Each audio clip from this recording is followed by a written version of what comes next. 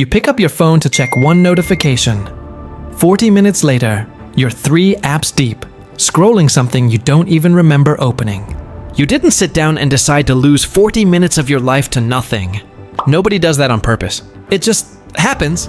Maybe it's your phone. Maybe it's YouTube in another tab while you're supposed to be working. Maybe it's just the reflex of picking up your phone the second a task gets even slightly boring. Different app, same story. If that sounds familiar, you're not lazy. You're not broken. Your brain is doing exactly what it was built to do. The problem is that everything around you has been engineered to exploit it. Here's what's actually happening inside your head. And once you see it, you can't unsee it. Most people think dopamine is the feel-good chemical. That's not quite right. Dopamine isn't about pleasure. It's about wanting. It fires the moment before you get something, not after. It's the itch, not the scratch. Think about the last time you refreshed your notifications for no reason at all. You weren't chasing a message. You were chasing the possibility of one. That tiny spike of maybe something's there. That's dopamine. And your brain loves maybe more than it loves yes. This is exactly why slot machines are addictive. Not because you win a lot, you don't. It's because you never know when you'll win. Your brain can't stop checking. Every app on your phone runs on the same principle. The pull to refresh gesture you use without thinking, copied straight from a slot machine lever. The little red dot on your notifications? Same trick, different wrapper. Autoplay counting down to the next video before you've even decided you want to watch it? Same trick again. You are not scrolling because you're weak-willed. You're scrolling because entire teams of very smart people spent years figuring out exactly how to make you do it. This isn't an accident. It's the business model. Try something right now if you can. Put your phone face down, out of reach, and just sit for 60 seconds. No music, no scrolling, nothing. Watch what your mind does. For most people, somewhere around the 20 or 30 second mark, a strange kind of restlessness kicks in. A pull towards something, anything to fill the gap. That pull isn't boredom in the old sense. It's a small, real withdrawal signal. That's how deep this wiring actually goes. Here's where it gets worse. Every time you get one of these small, unpredictable hits, a like, a message, a new video, a match, your brain's baseline for normal creeps up a little. What used to feel exciting now feels boring. You need a slightly bigger hit to feel the same spike. So you scroll faster. You skip videos quicker. You can't sit through a 2-minute clip without checking your phone halfway through it. This is why a slow movie feels unbearable now, when it didn't 10 years ago. Why reading a physical book for 20 straight minutes feels like running a marathon. Your attention span didn't vanish. It got recalibrated to expect constant stimulation, and anything slower than that now registers as boredom. Real, physical discomfort, not just disinterest. You've probably felt this exact moment.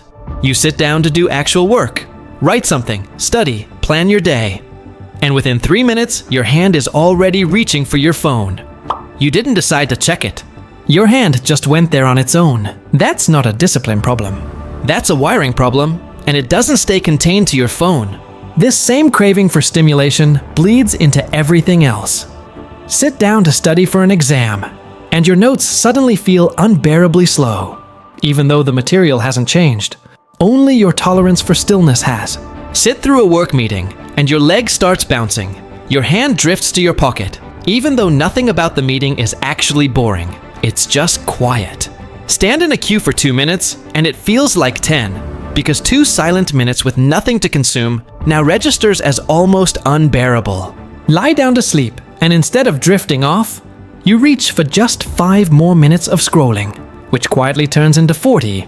Because lying still in the dark, with only your own thoughts, has become the least interesting option available to you. Jobs feel boring faster than they used to. Relationships feel dull if they don't have some kind of spike built in. Even conversations start to feel like a chore if there's no hit attached to them. We've quietly trained ourselves to need constant novelty just to feel normal. And normal life was never built to compete with an algorithm. So what do you actually do about it? This is where the idea of a dopamine detox comes in, and most people get it completely wrong. Some people treat it like a punishment. A week of no phone, no music, no fun, white-knuckling their way through it like it's some kind of penance for scrolling too much. That's not detox, that's deprivation. and deprivation almost always ends the same way. A binge that undoes whatever progress was made. Real dopamine regulation isn't about suffering through silence. It's about lowering the noise just enough, and just long enough, for your brain sensitivity to come back on its own. A dopamine detox doesn't mean eliminating pleasure from your life. That's not how neuroscience works. And honestly, that advice usually just makes people miserable for a weekend before they binge even harder afterward. What it actually means is lowering the artificial stimulation for a while so your brain's baseline can reset. So ordinary things start to feel rewarding again, instead of dull. Here's what that looks like in practice first, build and delay. Before you open an app out of habit, wait 60 seconds. Just 60 seconds. That tiny gap is enough to break the automatic loop and hand the decision back to you instead of your habit. Second, remove the bait. Turn off every notification that isn't actually essential. Every red dot on your screen is a small hook designed to pull your attention away from whatever you were doing before you even notice it happening. You don't need to see it the second it happens. It can wait. Third, get comfortable being bored on purpose. Sit somewhere with nothing to do. No phone, no music, nothing to look at. 10 minutes. It will feel uncomfortable almost immediately. That discomfort is your brain going through withdrawal from constant stimulation. Push through it a few times, and something strange starts to happen. Your mind begins generating its own thoughts again, instead of outsourcing entertainment to a screen. Fourth, single task on purpose. Pick one thing, one task, one conversation, one show, and give it your full attention with nothing else running in the background. No second screen, no phone face up on the table. Your brain has to relearn how to sit with one thing at a time. It's a skill, and like any skill, it weakens if you stop using it. Fifth, get your dopamine from real sources instead of borrowed ones. Sunlight, movement, actually finishing something you set out to do. These all raise dopamine too, just slower, steadier, and without the crash afterward. A 10-minute walk outside does more for your brain's baseline than another hour of scrolling ever will. Sixth, redesign the room, not just the willpower. Charge your phone in another room overnight instead of next to your pillow. Leave it in your bag during a study session instead of on the desk, face up, lighting up every few minutes. Willpower runs out by the end of the day. Distance doesn't. If the phone isn't in reach, the whole loop never even gets the chance to start. None of this means throwing your phone in a lake or deleting every app you own. That's not sustainable, and it isn't even necessary. This isn't about punishing yourself for having a phone. It's about taking back the choice, so that when you pick it up, it's because you decided to, not because your brain got quietly hijacked into it again. The people who seem to have their focus figured out aren't wired differently from you. They just noticed this pattern earlier than everyone else, and they built small, boring, unglamorous habits around it. No phone at the table, a walk instead of a scroll break, a book left open on the desk instead of a screen. None of it looks impressive from the outside. That's exactly why it works. Give it a week.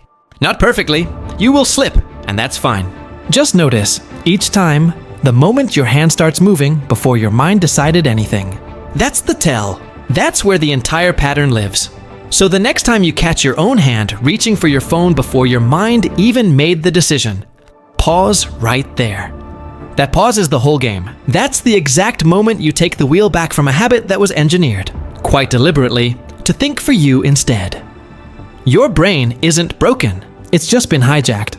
And now you know precisely how to take it back.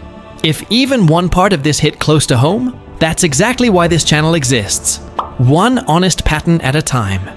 Subscribe if you want more of these, and tell me in the comments, out of the 5 steps, which one are you actually going to try first?